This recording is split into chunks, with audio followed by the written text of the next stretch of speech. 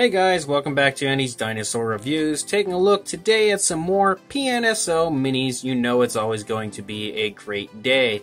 And today we are going to look at some more prehistoric marine reptiles with Paulwyn the Dacosaurus, Jason the Actinosaurus, and Zomba the Himalayasaurus. So let's go ahead and get a closer look at the habitat of each of these figures.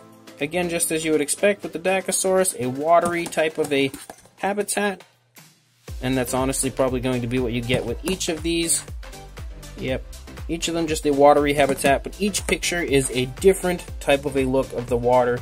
So once again, as always, PNSO, no laziness whatsoever. They don't repeat things when it comes to the backgrounds here of the habitat. So great job on their part. So let's go ahead and get these guys out of these cages. So, taking a look at the artwork here, we've got the Dacosaurus. Oh boy, look at that. That is super cool.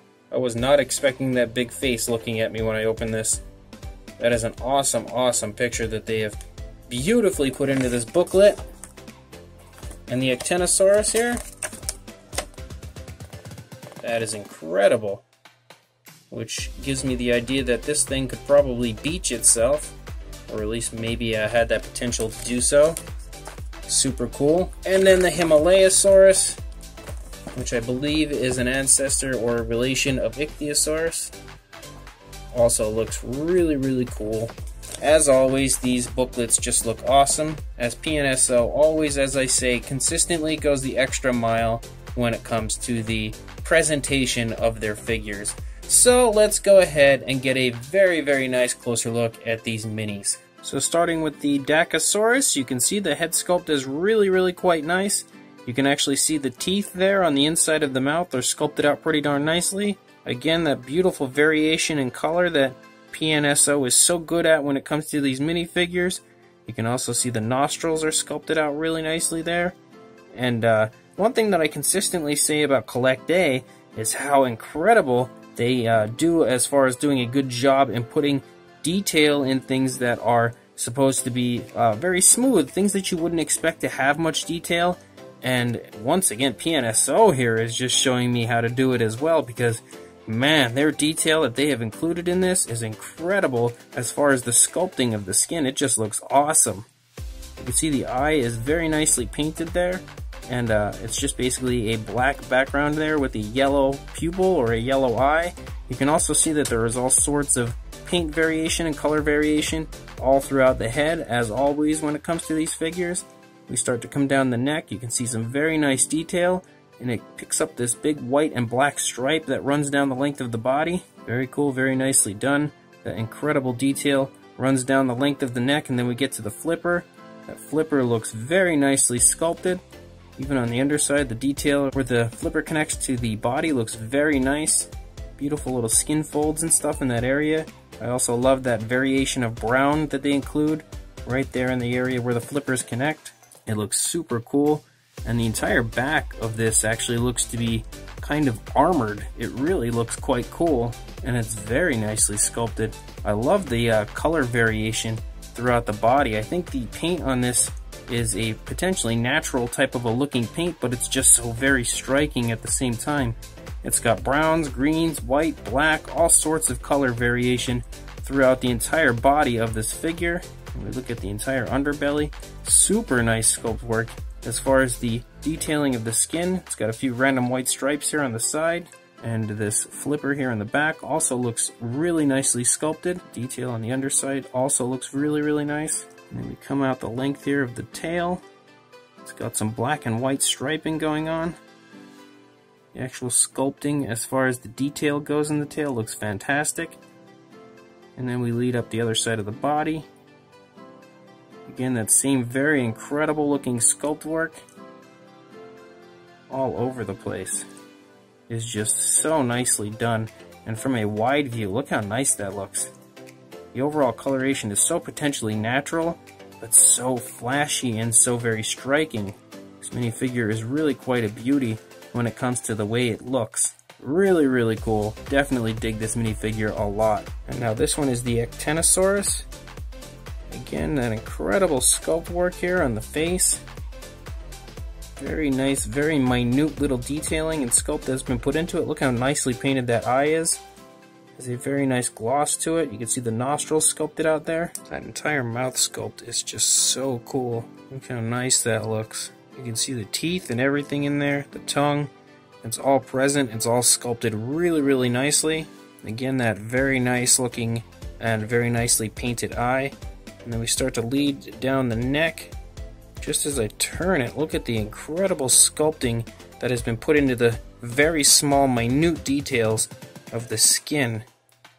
Absolutely jaw-dropping work all over the place. And those flippers look fantastic, just like on the Dakosaurus. Really, really beautiful. And the paint, just look at the very subtle way it changes from that gray and very naturally changes to this blue. Really incredible looking. And then it changes to this gray, but it's an even lighter, almost white type of a gray. It actually turns into like a very light gray and then leads to a white, which ends up being the coloration of the underbelly. The entire paint job on this is just so cool and so very naturally done. It's very whale-like and very realistic looking in my opinion. I really love the way that they've included these kind of splotches of that darker gray throughout the upper part of the body here. And again, as I turn it, you can see that very incredible sculpting of the skin detail all over the place, even on the underbelly. And these rear flippers also look really, really good.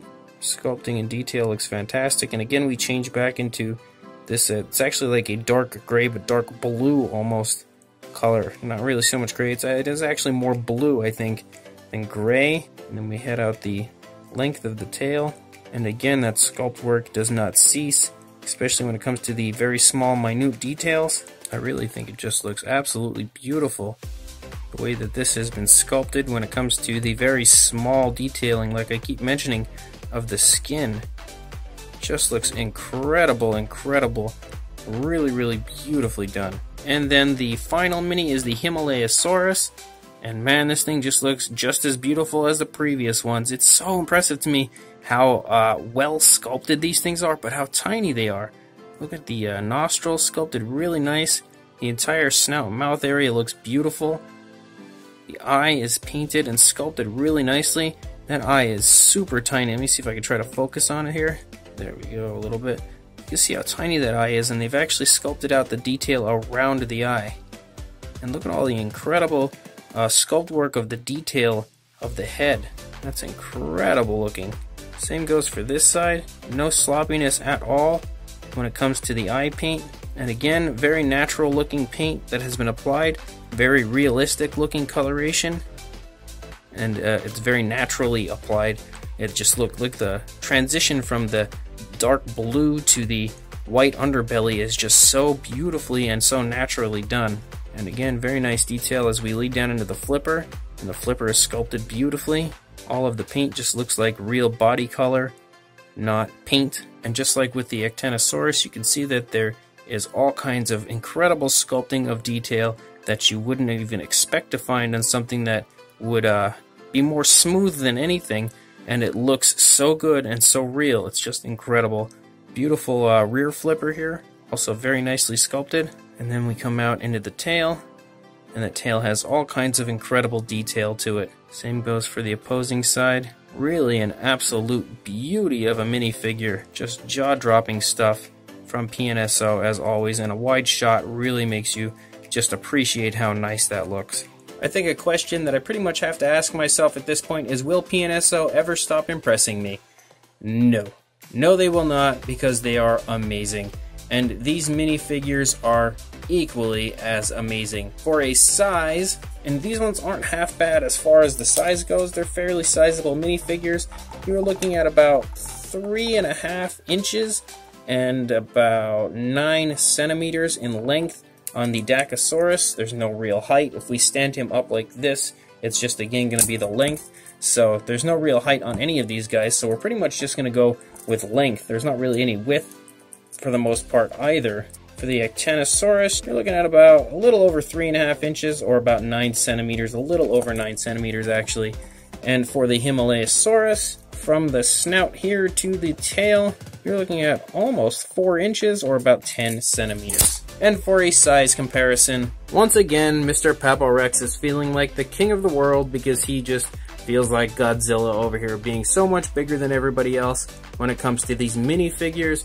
But again, it should give you a pretty good idea of the size of these minifigures because honestly, they aren't super tiny ones compared to some of the other ones, but they're at the same time pretty nicely sized, but also very small because they are in fact minifigures. But they are definitely pretty good sized minifigures either way. So 3 more minifigures in the books. 3 more times I have been impressed by PNSO. They continue to just blow me away with every release they come out with, and these minifigures, just like all of the larger figures, are no different.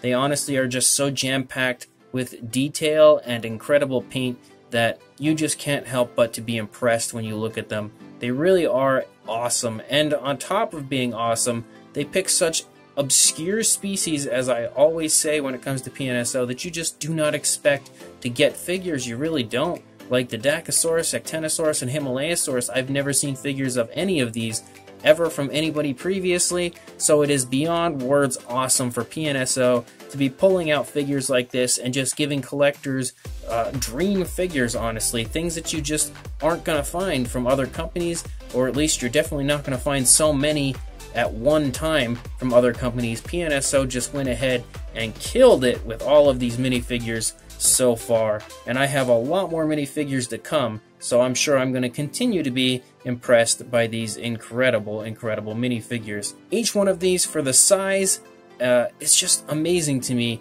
the amount of detail that they can cram into it. It's honestly as detailed as I would expect on a large deluxe figure, but in such a small form, and it can fit into anybody's collection, which is another huge plus to these figures. On top of that, you get the awesome background picture there of their habitat, and you get the incredible artwork that is on the inside of these booklets. All of this is just a surefire win when it comes to a PNSO release. Absolutely beautiful minifigures, so if you are interested in purchasing these 3, I will throw links in the description to each one of these, and then again a link to the entire box set for all of the figures. So if you want, go ahead and purchase them. I definitely highly recommend all 3 of these, and please like, comment, and subscribe, and I will see you in the next review. Thanks for watching.